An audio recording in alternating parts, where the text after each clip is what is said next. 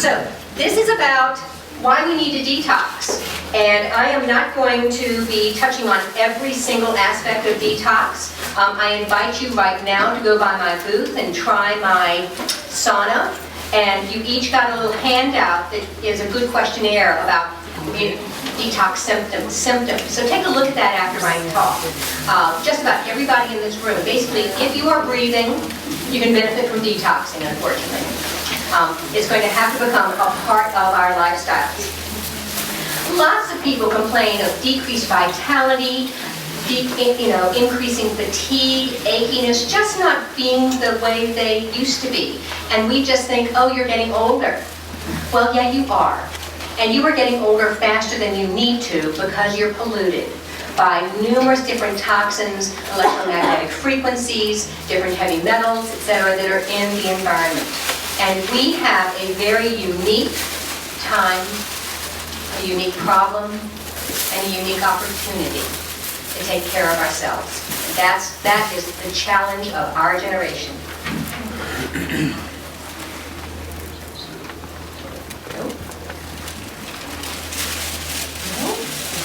Okay, that didn't work.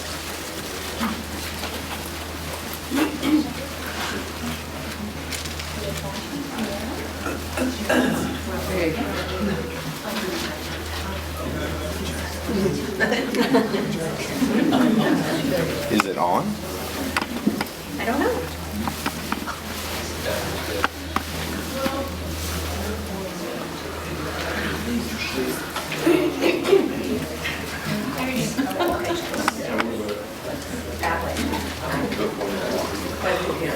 So, here's a reality check for all of you. All right, we are absolutely full of chemicals. I'll give you some numbers in a few minutes. The world is full of chemicals, and our babies are growing in a chemical soup for 9 months before they're born. And more chemicals are coming. Who's going to stop the corporations from making money and making more chemicals? Certainly not our government, unfortunately. And we are exposed to them in the air, the food, the personal care products, the water that we surround ourselves with. In 1992, the Environmental Working Group did a study. Y'all remember that Bill Moyers was one of the 9 people that they studied and how many different chemical toxins did they have. And I don't remember how many they actually tested for, but they found that each of these 9 people had an average of 91 different chemicals and heavy metals and dioxins and PCBs in their blood. And that was in 1992. Do you think we have any less now? I don't think so. So in 2004, Environmental Working Group went back and started to look at 10 more Americans. And they found that these Americans, they tested for 400 chemicals this time. They found close to 300 chemicals. And they found an average of over 200 chemicals in each of these these 10 people.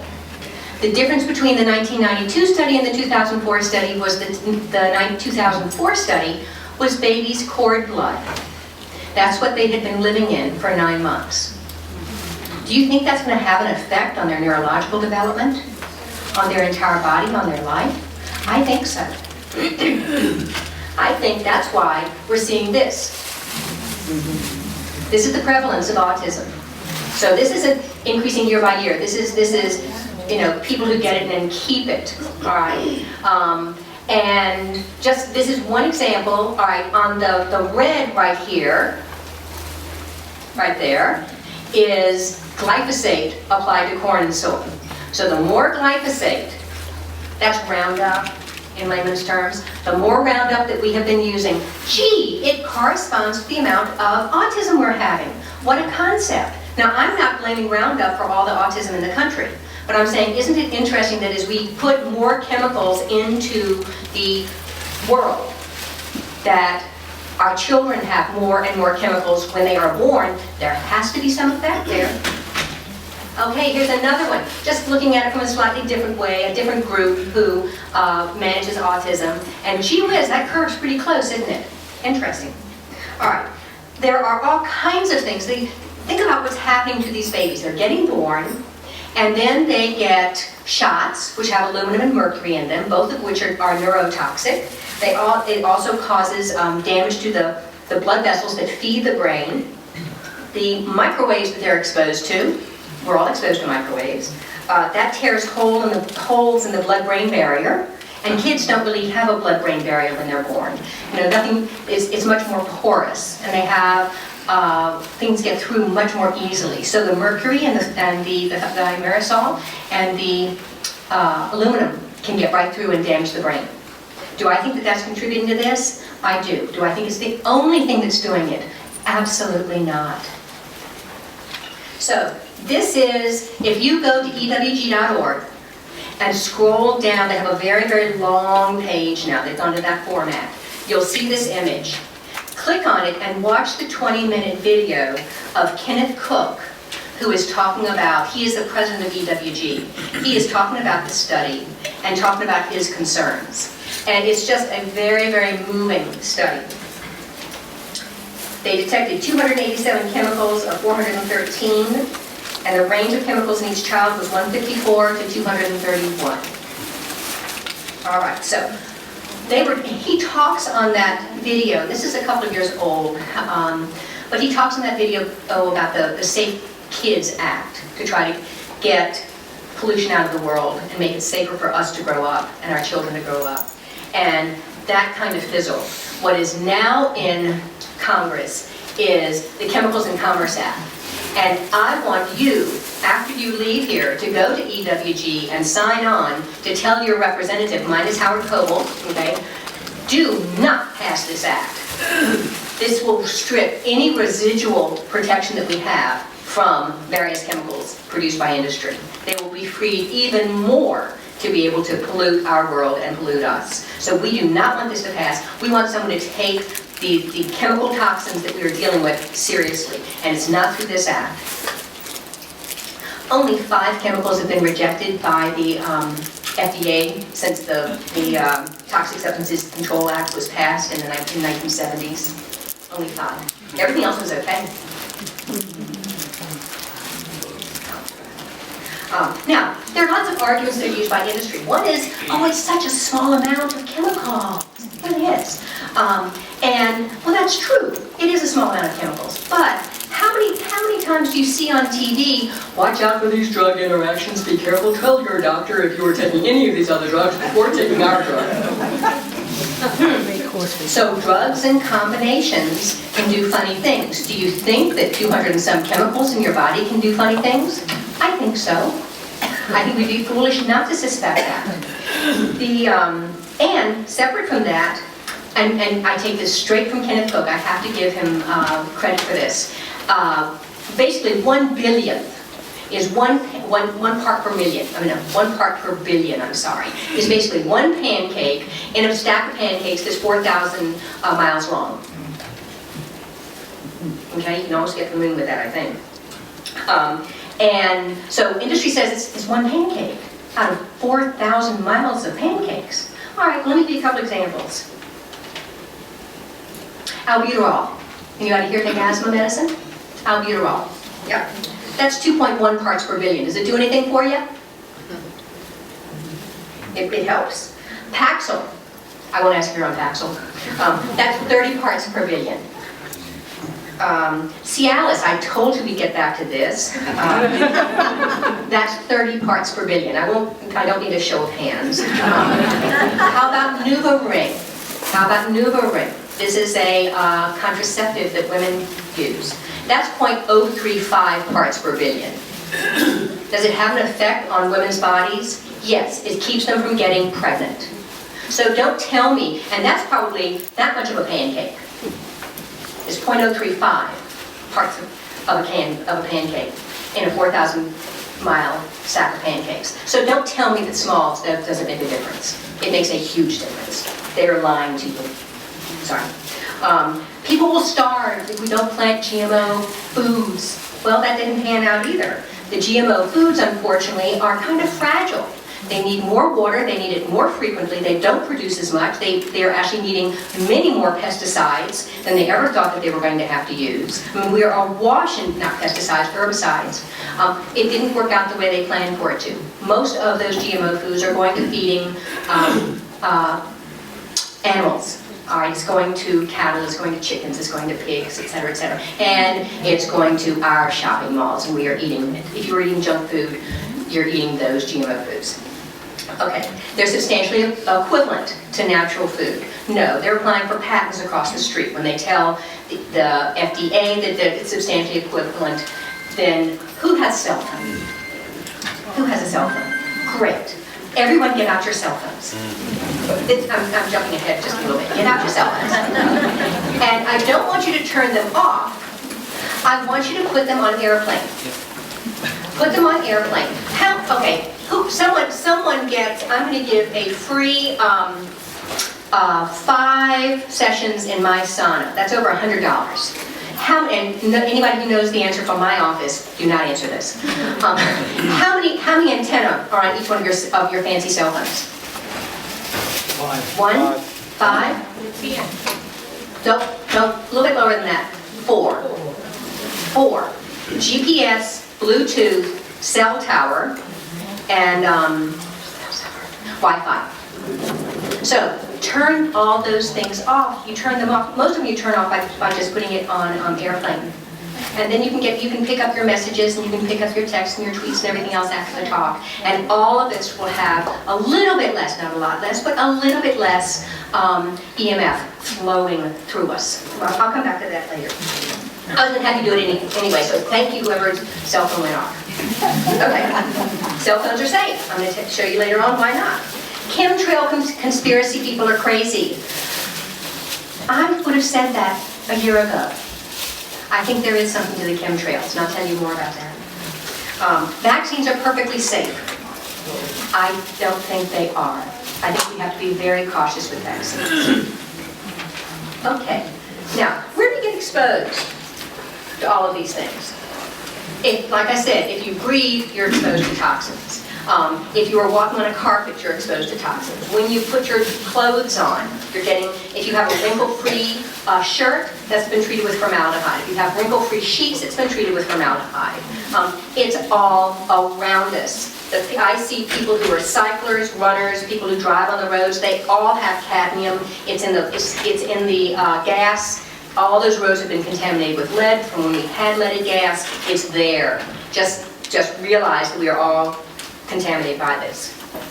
All right, so these are just some of the many symptoms you can have. Autoimmune disease. And if you think about it, if you have an illness and it does not respond to appropriate therapy, and I don't care if you're seeing a conventional doctor, I don't care if you're seeing an integrative doctor, but if you're trying to lose weight, if you're just not getting better, all right? If it's just a matter of having to add another medication, you're toxic. And you're making yourself older by just adding another medication. You need to detox.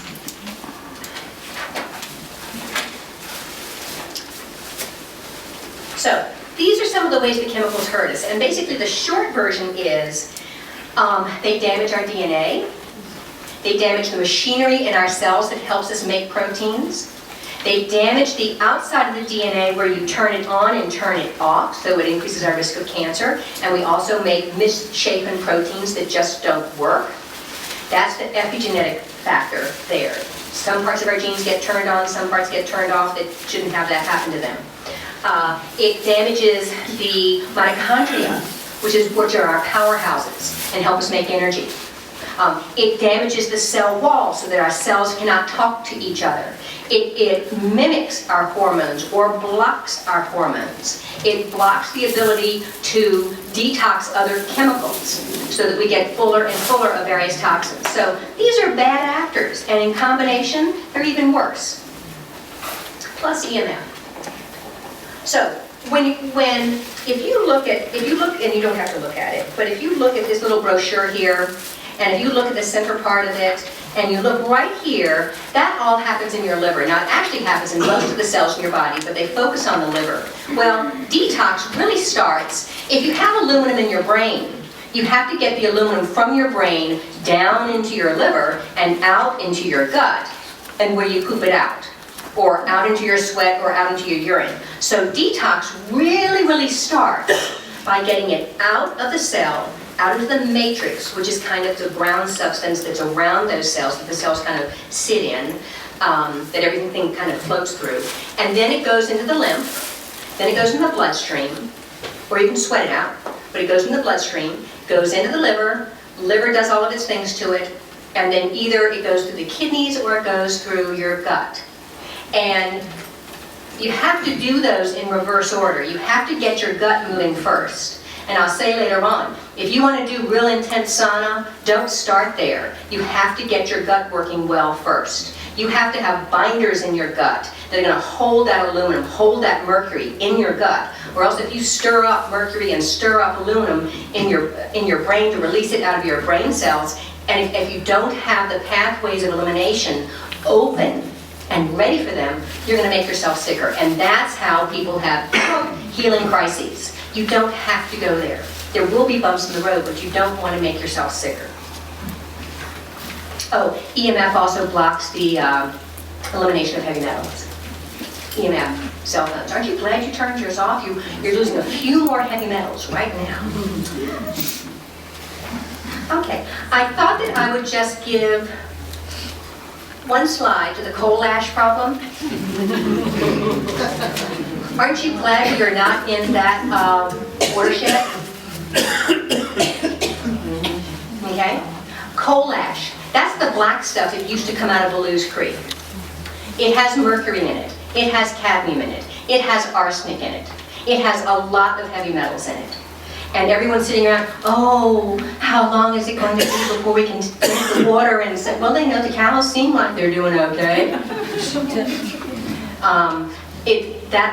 I'm fearful that water is going to be polluted for a long time. I used to live in Martinsville, and some days the Smith River would be purple because the chemical companies or the fleece sweatshirt companies would release dyes, or Bassett Furniture would let things go, and so it was blue, it was purple. No fish. No fish. It took about 20 years for it to come back. Okay, so on to, I meant to tell you all in the first place. I'm going to talk about 3 different toxins. This is one of them. This is aluminum. This is much more than aluminum, but I'm going to talk about aluminum, I'm going to talk about electromagnetic frequency, and I'm going to talk about glyphosate or Roundup. And these are the chemtrails that some people are getting really upset about. The people out in the West Coast are more upset about it than we are because there's a lot more of it happening out on the West Coast. I'm not saying it's not on the East Coast, but it is happening a lot more on the West Coast. And my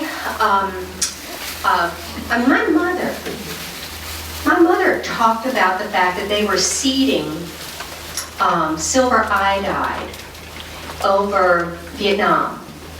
You know, make mud, not war. This is between 67 and about 72. And they were seeding the clouds, and they could lengthen the, what do you call it when you have lots of rain? The monsoons, about 45 days. Over Laos and Vietnam. Okay, so we've had this technology for a long time. It started in the military. It's still in the military. Don't go out and talk about chemtrails. They'll say you're nuts. Go out and look up bioengineering. Go out and look up climate control. Then you will sound well informed.